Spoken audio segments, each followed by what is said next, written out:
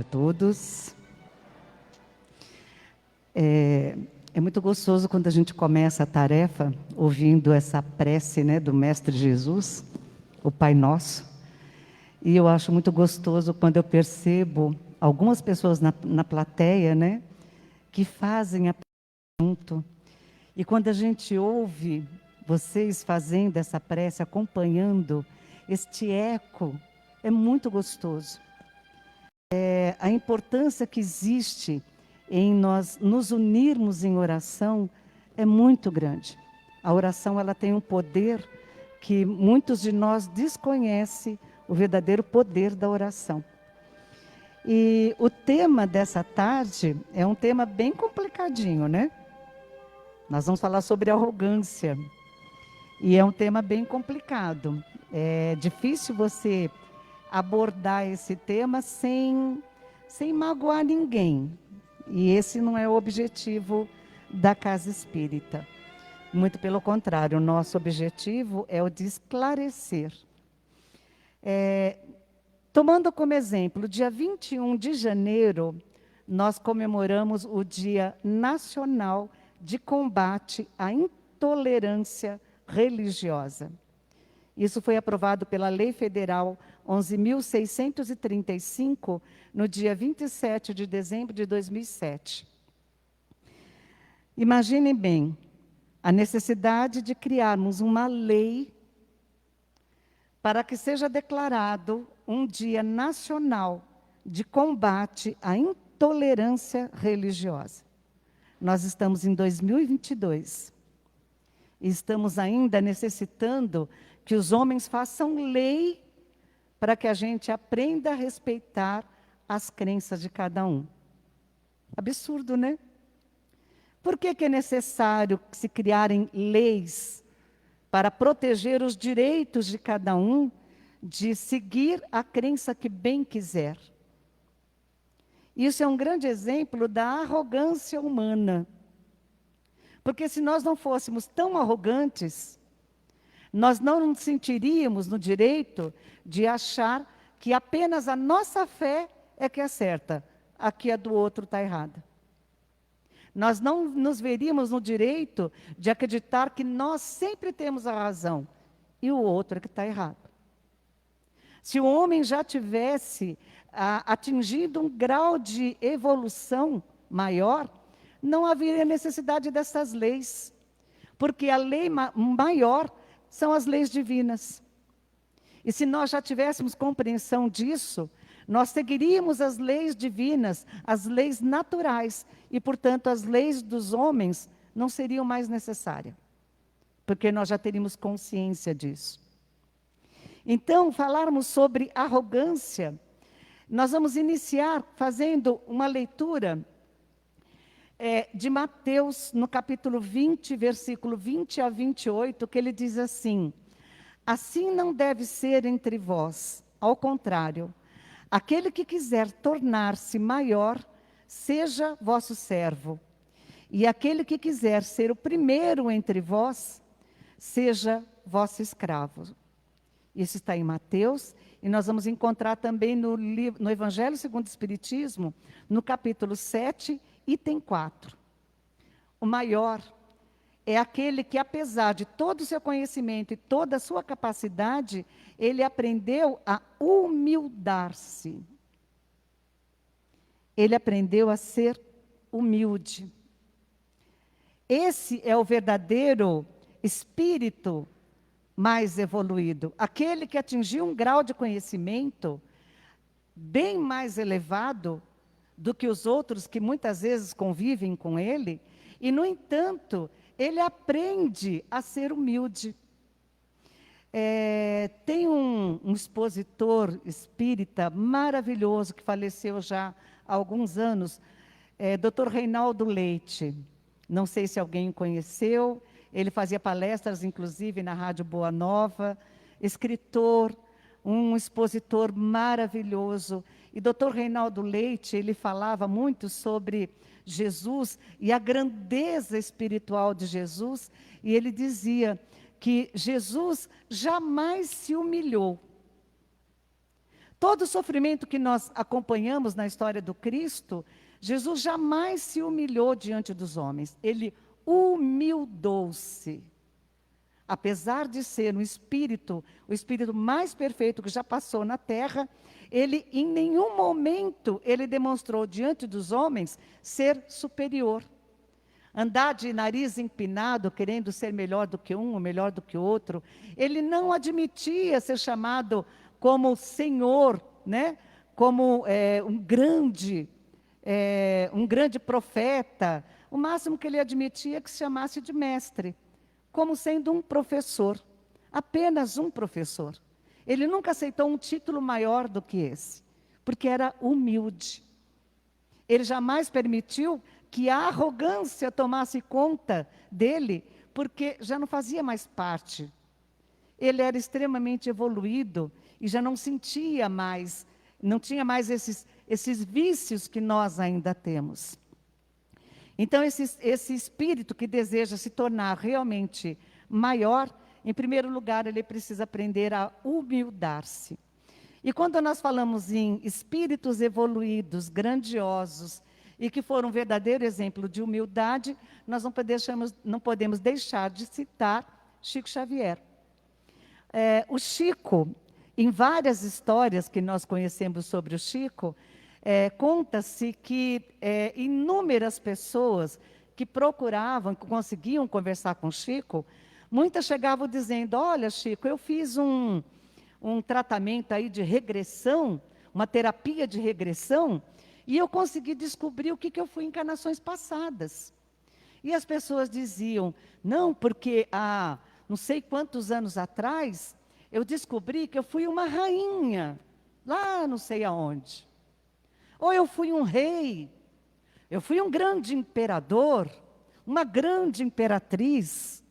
Lá na Espanha, eu fui um grande artista, uma grande cantora ou pintora, uma pessoa muito ilustre, importante na sociedade.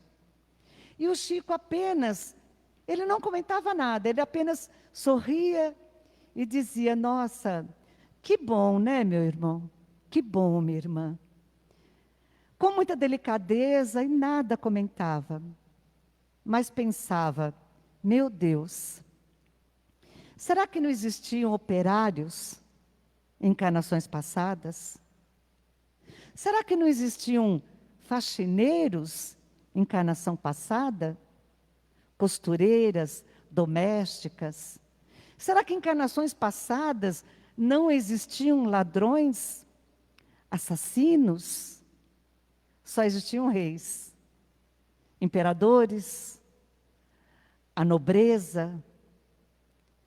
Mas de forma nenhuma Chico jamais criticava a quem quer que fosse. E um dia uma pessoa chegou para o Chico e diz assim: Chico, eu fiz uma terapia de regressão e eu descobri que numa encarnação passada eu fui uma índia. E diz que o Chico naquela hora, ele bateu as mãos sorrindo e diz: graças a Deus, finalmente nasceu uma índia. Então existiam índios em encarnação passada. O que leva as pessoas a terem essa necessidade de procurar uma terapia de vidas passadas? Eu preciso descobrir o que eu fui lá atrás. E o interessante é que todo mundo descobre que sempre foi muito importante.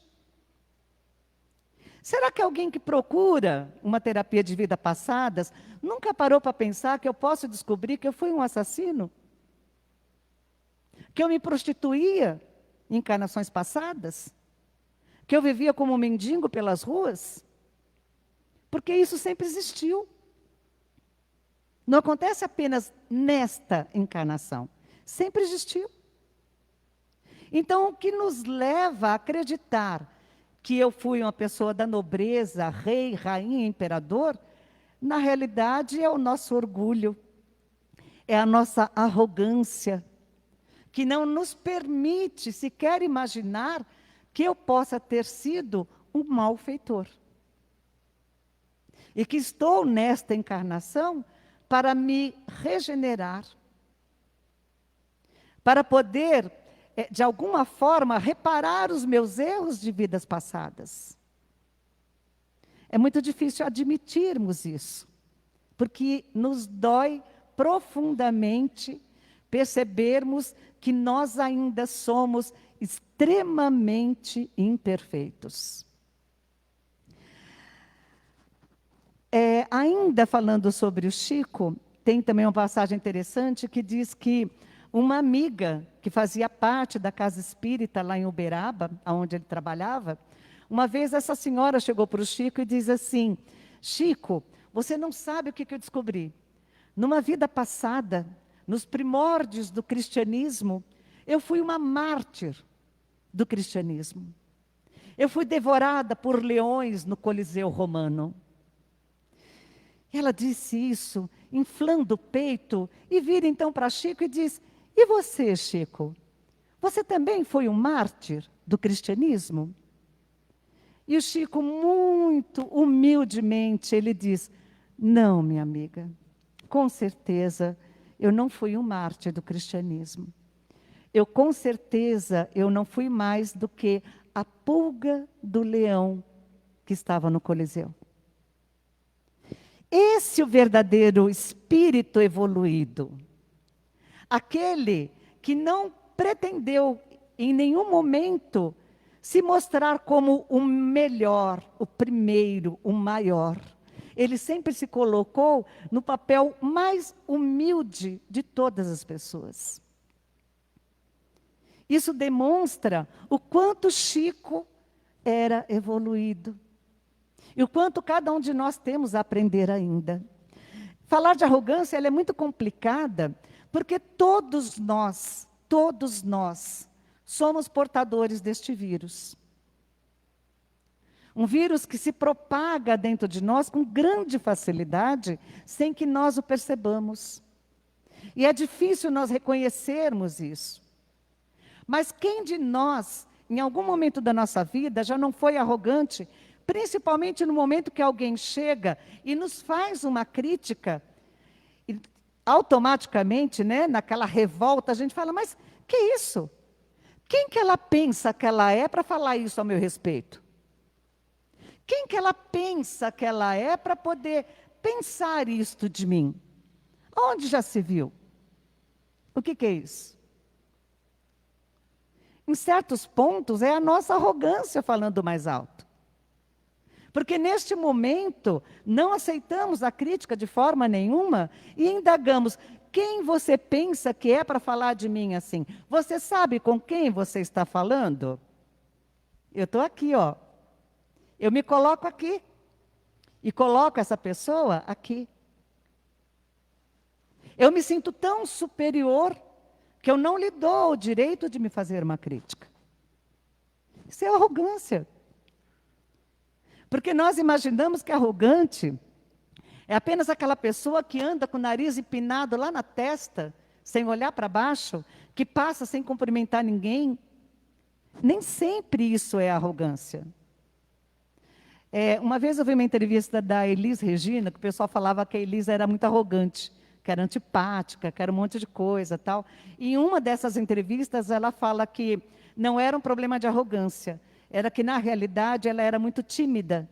No início de carreira, e por um bom tempo ainda, diz que a Elis carregava ainda uma certa timidez, e ela tinha uma grande dificuldade em olhar nos olhos da pessoa. Então, ela desviava o olhar, ela baixava a cabeça, ela levantava a cabeça, porque ela não se sentia confortável em olhar direto para a pessoa. A timidez. Então, muitas das vezes, aquilo que nós julgamos como sendo arrogância, muitas das vezes é timidez, é insegurança. E aquela pessoa que nós julgamos tão humilde, porque anda sempre de cabecinha baixa, arrastando chinelo, fala baixinho, mas você não sabe o que anda dentro dela. Você não sabe quais são os pensamentos e os sentimentos que estão por dentro daquele ser. Aquela pessoa tão doce, às vezes esconde dentro de si uma arrogância e um orgulho imenso, mas que ela maqueia, Lembram quando Jesus falava sobre os túmulos caiados? Branquinho por fora, tão bonito, e podre por dentro. Então, nós precisamos tomar muito cuidado quando nós nos apressamos em julgar. Principalmente porque o julgar já é uma forma de arrogância. Porque quando eu me vejo no direito de opinar sobre alguém e de determinar que aquela pessoa é isso ou é aquilo, eu estou sendo também arrogante. Porque eu estou fazendo um julgamento de todo aquele lado interior da pessoa e eu não conheço o lado interior dessa pessoa. Eu estou falando, eu estou julgando de acordo com a minha maneira de ver. Mas será que eu conheço profundamente aquela pessoa? Arrogância. No Livro dos Espíritos, na questão 913, Kardec pergunta: dentre os vícios, qual podemos considerar radical? E os Espíritos dizem: já dissemos muitas vezes, o egoísmo. Dele se deriva todo o mal. Estudai todos os vícios e vereis que no fundo de todos existe o egoísmo, a verdadeira chaga da humanidade. Essa chaga da humanidade, o egoísmo, ele é responsável pelas maiores barbáries que nós cometemos no mundo. E se existe tanta injustiça social, tantas diferenças na sociedade, é tudo fruto deste mesmo egoísmo. Todos os males que assolam a humanidade, eles são provenientes do egoísmo. Por isso que os espíritos dizem que é a grande chaga da humanidade. Que a partir do momento que nós conseguirmos extirpar o egoísmo do ser humano, com certeza o ser humano se tornará um ser melhor, mais amoroso, mais caridoso. E tornaremos, então, uma sociedade mais justa e um mundo mais justo. Pensar excessivamente em si, ele tem uma diferença muito grande de você pensar em si de uma forma benevolente. Por quê? Nós não podemos dizer que eu não deva me preocupar comigo mesma e nem, ao mesmo tempo, de reconhecer os meus méritos. Porque se eu tenho méritos, eu fiz por merecê-los. Se eu me apliquei no estudo, estudei horas e horas, noites afora, se eu fui uma estudante realmente empenhada no estudo, eu faço jus à minha promoção. Eu faço jus a conseguir o meu diploma, um emprego melhor, a ter um reconhecimento dentro da empresa, a conseguir um cargo mais elevado dentro da empresa, porque eu fiz por onde? Eu trabalhei, eu faço jus a isso. Então, eu reconhecer este meu direito, este meu valor, ele é até benéfico, porque exatamente isso, o que impulsiona a humanidade a evoluir. É exatamente este instinto de sobrevivência e de necessidade de crescer, de evoluir, de aprender, que criam os grandes líderes na sociedade. E que criam também as grandes obras, as grandes realizações. Se o homem não tiver esse desejo de progresso e de reconhecer em si a capacidade de realizar determinadas coisas, nós ainda estaríamos vivendo no tempo das cavernas, sem necessidade nenhuma de ter que passar horas e horas estudando, quebrando a cabeça, para tentar descobrir alguma coisa. Trabalhar pela nossa evolução, pelo nosso progresso. Nós estaríamos acomodados dentro de uma caverna. Então, este instinto, ele é necessário e é uma lei natural, uma lei divina e natural, que é a lei do progresso.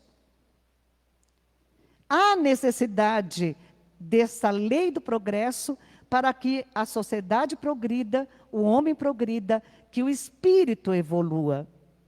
O grande problema é quando esse pensar em si mesmo, reconhecer as nossas qualidades, a nossa capacidade, quando isso se torna excessivo.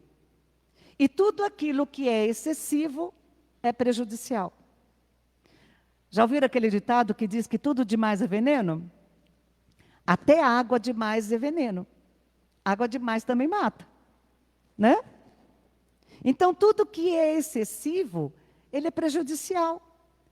Quando, de repente, eu deixo de pensar nos outros, e eu só consigo ter a atenção em mim mesma, quando eu chego naquele ponto onde eu só falo sobre mim, sobre os meus anseios, os meus sonhos, as minhas realizações, quando numa conversa entre amigos, eu nunca deixo ninguém falar sobre ele. Eu sempre digo, não, mas eu fiz isso. Porque quando eu faço isso, eu faço aquilo. Não, porque eu costumo em tal lugar. Eu costumo dobrar a roupa deste jeito. Porque eu só lavo a louça deste jeito. Eu só cozinho deste jeito. Eu costumo passear em tal lugar. Eu estudei isso, eu li tal livro, eu vi tal filme. Eu. Isso deixa de ser um papo, passa a ser um monólogo. E tem pessoas que, infelizmente, praticam este monólogo sem o perceber. E você tira a oportunidade das outras pessoas também se manifestarem. E cada um de nós temos capacidades.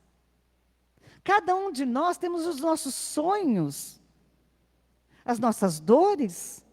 E muitas vezes as pessoas que nos procuram, elas procuram com necessidade de falar daquilo que estão sentindo, das suas necessidades, das suas dores, dos seus sonhos, dos seus projetos.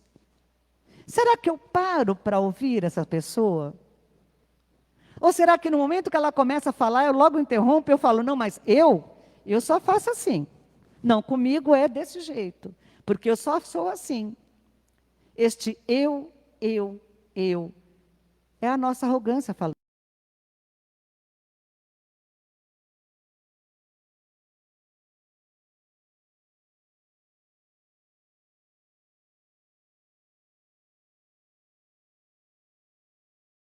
É aquele que julga que não tem mais nada para aprender, porque ele já conhece tudo. E, infelizmente, dentro da doutrina espírita, nós nos debatemos muitas e muitas e muitas vezes com casos assim. Da pessoa que diz assim, eu já conheço toda a obra de Kardec, eu já estudei tudo, conheço tudo. Eu já li tudo, não, eu já sei disso. Você vai conversar com a pessoa, não, mas eu já sei disso. Não, mas eu também já conheço isso. Não, eu também já passei por isso. Ela não aceita mais nada, ela é um copo cheio.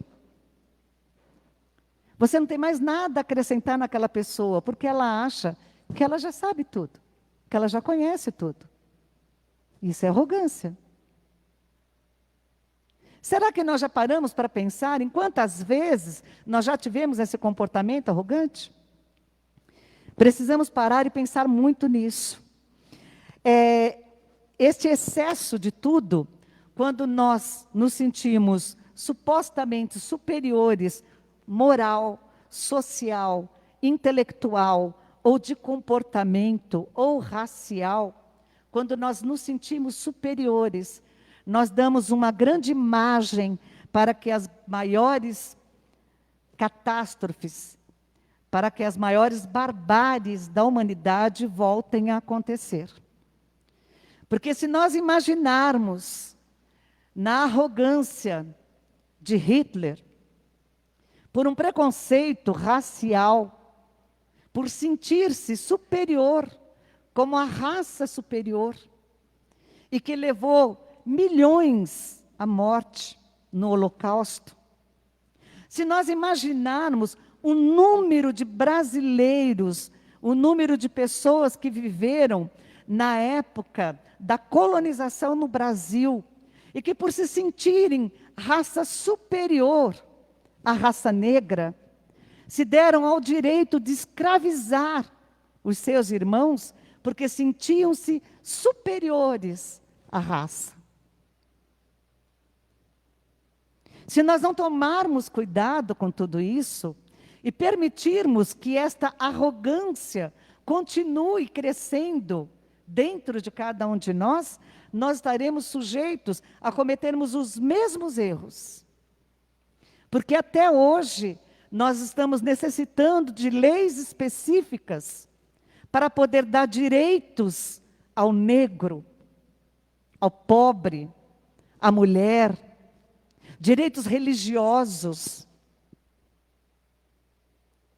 Nós estamos ainda lutando contra a homofobia e precisamos aprovar leis para dar o direito da pessoa vivenciar a sua sexualidade da maneira como ela estiver bem, que ela se sentir melhor, que ela for feliz. Precisamos de lei. Isso significa que realmente nós ainda não aprendemos nada sobre as leis divinas, sobre o respeito ao próximo. Significa que cada um de nós trazemos ainda essa chaga do egoísmo, do preconceito e da arrogância sangrando dentro de nós. Porque senão as leis não seriam necessárias. E esse comportamento que nós observamos, muitas vezes quando alguém diz para a gente assim, você é arrogante, você é orgulhosa e a gente não aceita, é porque nós somos obrigados a olhar para aquilo que nós chamamos o espelho que reflete a nossa imagem interior. E isso é muito difícil. É muito gostoso nós nos olharmos no espelho e dizer, nossa, sabe que até que eu estou bonitinha? Eu estou bem arrumadinha hoje? Né? Para a minha idade, até que eu estou bem conservadinha. Não é gostoso? É gostoso quando a gente se olha no espelho, a gente fala assim, nossa, eu estou me achando tão bonitinha hoje. Né? Isso faz um bem para a gente. Dá mais ânimo da gente sair, fazer as coisas na rua, trabalhar, conviver com as pessoas. Isso é muito bom. Agora, olhar no espelho que reflete o nosso interior e, de repente, nós nos depararmos com aquela criatura egocêntrica, aquela criatura que ainda não aprendeu a perdoar, aquela criatura que julga a todo momento, que aponta o dedo, condenando a todo momento, aquela criatura que quer ter sempre razão em tudo, sempre. É muito difícil encarar essa criatura. Tem um livro da Hermance do Fox, que é Reforma Íntima sem Martírio. Esse livro é extraordinário. E essa reforma íntima sem martírio, ela fala exatamente isso, da necessidade que nós temos de eliminar os nossos vícios, né, as nossas más tendências, e de que isso é muito doloroso. É muito difícil, porque nós somos obrigados, primeiramente, a olharmos para este espelho que reflete o nosso interior, reconhecermos as nossas culpas, não diríamos culpas, porque nós não fazemos de propósito, reconhecemos as nossas deficiências, aquilo que eu ainda sou deficiente, e termos a coragem de modificar aquilo. Temos a coragem de nos renovarmos. Esse é o primeiro passo para a renovação. É o olhar-se nesse espelho, é o autoanalisar. E isso é difícil. E é importante, porque assim, a questão da arrogância, nós vamos perceber que ela acaba trazendo uma grande infelicidade para as pessoas.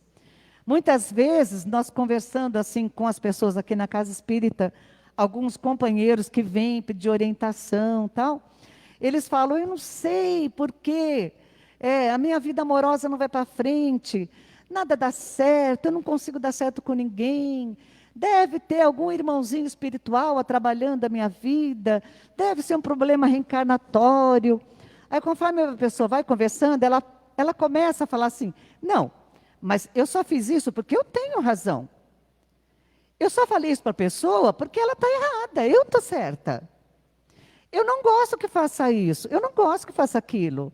Eu acho que a maneira como ele vive a vida dele está errado. Ele tem que mudar, ele tem que ser assim, não pode ser assado. Eu gosto que a casa permaneça sempre assim. Eu não gosto que tire a cadeira daquele lugar. Eu não gosto que troque aquele vaso de lugar. A comida para mim tem que ser assim ou tem que ser assado. Aí a gente começa a perceber que só existe o eu dentro dessa relação. Como que uma relação pode se manter quando só existe o eu? Não existe o nós. Não existe a nossa vontade, o nosso desejo, o nosso sonho. Arrogância. Que vai aos poucos minando a relação, destruindo a relação familiar. Seja entre o casal, seja entre pais e filhos. Será que nós sentamos para ouvir os nossos filhos? Muitas vezes, até por serem adolescentes, eles têm umas ideias assim meio atrapalhadas. A gente fala, oh meu Deus, mas olha que ideia. Que ideia de criança? É, ideia de criança, porque ele ainda está na idade de ter ideia de criança. Nós já passamos dessa idade, mas eles ainda estão na idade de ter ideias de criança. E cabe aos pais ouvirmos estas ideias e, na medida do possível, orientarmos este filho que ainda se encontra com essas ideias tão imaturas e ajudá-los a amadurecer e a descobrir no dia a dia a verdadeira realidade da vida, com amor, com carinho, com paciência, com tolerância. Porque quando eu não paro para ouvir, quando eu me fecho dentro da minha arrogância, achando que eu sou o dono da verdade, eu não ouço, mas a vida lá fora ouve. E tem um tempo enorme, um prazer enorme de aconselhar os nossos jovens lá fora. Percebe o quanto a questão desta arrogância, da prepotência, de nos acharmos superiores, mais bem preparados, ela influencia não apenas a vida na sociedade, mas primeiramente a nossa vida em família. E família é base para tudo. Só concluindo, nós vamos lembrar, eu chamo a atenção para um livro que eu gostaria muito que vocês, se pudessem estar lendo, é um livro chamado Voltei. Este livro é um livro com a psicografia de Francisco Cândido Xavier, pelo espírito Irmão Jacó. Por que este livro Voltei? Porque no livro Voltei é o relato de um homem que desencarnou, já bem idoso, mas um homem que durante mais de 50 anos foi entregue aos trabalhos dentro da doutrina espírita, né, que esteve ativamente trabalhando na Federação Espírita, em casas espíritas. Foi um homem de grande conhecimento doutrinário, e que no momento em que ele desencarna, ele percebe que, na realidade, ele não era exatamente aquilo que ele imaginava que era. Quando ele depara-se, então, diante do seu mentor, né, desse anjo guardião, desse espírito protetor, e que ele olha para si mesmo e ele vê que a sua luz era tão pequena, era uma chama tão pequena, ele ainda não conseguia emanar nada daquilo que ele havia estudado e aprendido tanto dentro da doutrina.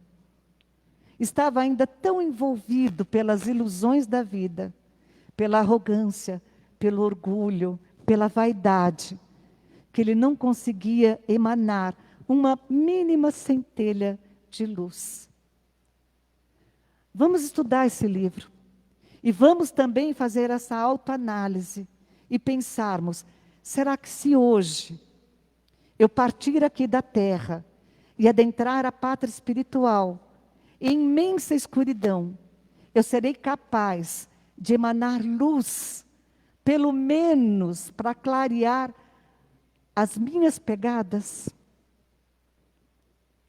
Que o Mestre Jesus nos auxilie nisso, hoje e por todo sempre. Fiquem com Deus.